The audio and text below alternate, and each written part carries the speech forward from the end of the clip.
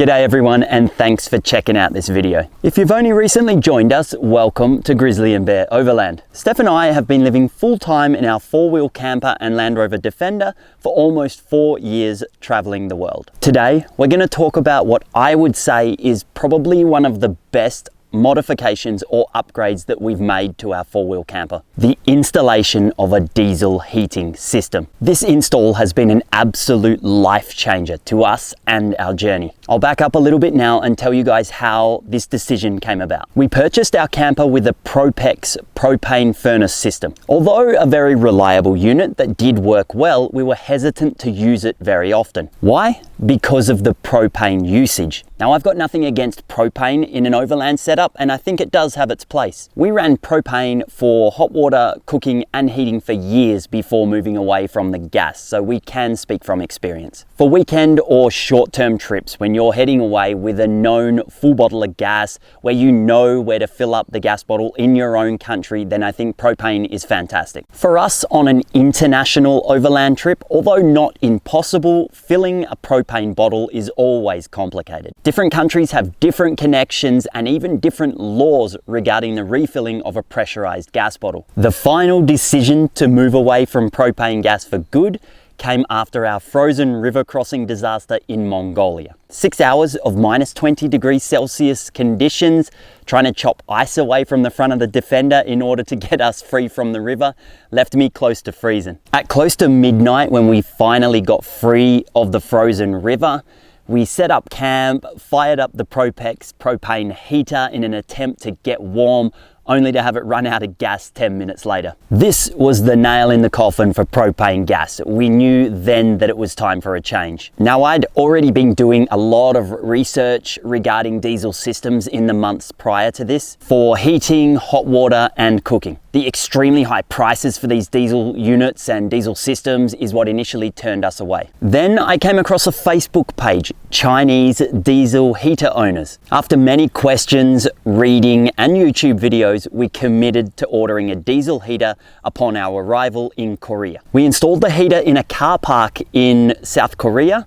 We made a video of that, we'll link it at the end. We knew from the very first night that this was going to revolutionize the way that we camped. This was going to make living in our camper through the winters so much more comfortable. Our heater cost us roughly $160 Australian, including postage, as opposed to over $1,000 for some of the well-known brands. We knew it was a risk, but we figured it was justified. If the heater was poor quality or didn't work as planned, then we hadn't lost a huge amount of money. We're now entering our second winter using the diesel heater. We feel we can share with absolute confidence the advantages of our conversion to diesel heating. Firstly, and in our opinion, the biggest advantage is the massive reduction, almost elimination of condensation. We live in a soft-sided pop-top camper. Condensation is something you learn to deal with. That was, of course, until the diesel heater came along. The way we have the diesel heater installed has us pulling fresh air from outside the camper,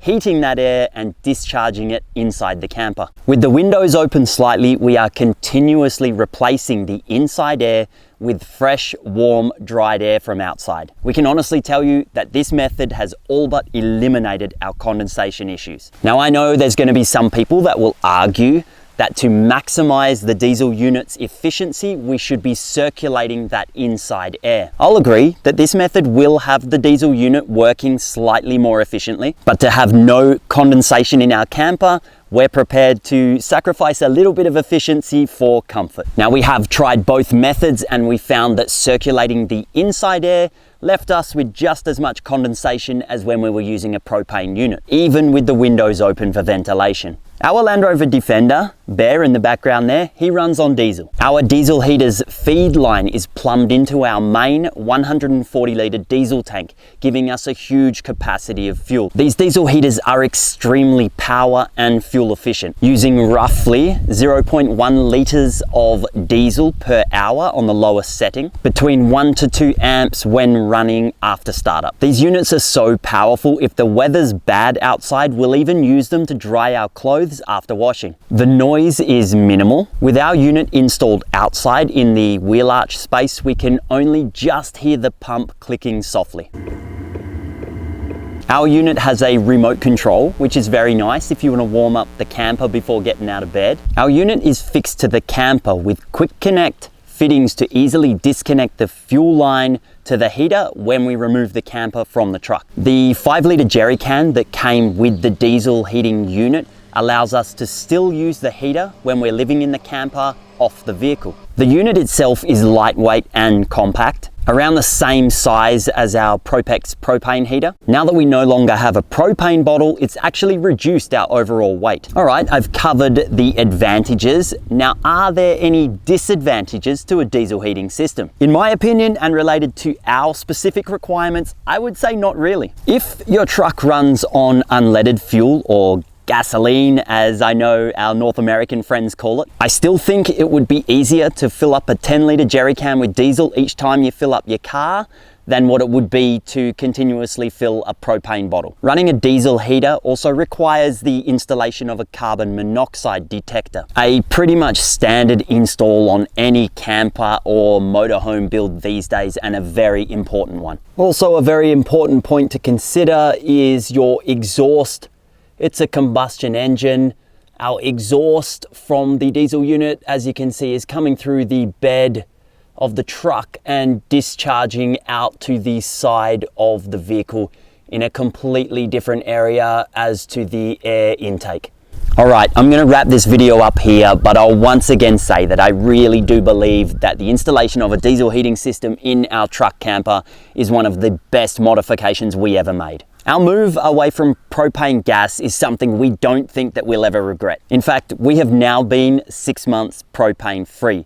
We cook inside now using an electric induction cooktop or IH system. We'll get into that very soon in a separate video. I'm not going to say that this system is going to suit everybody, but in our situation, it's absolutely fantastic. Thank you so much for watching, and as usual, please leave a comment below with any questions, advice, or even to share your own experiences. Cheers, and catch you all next time.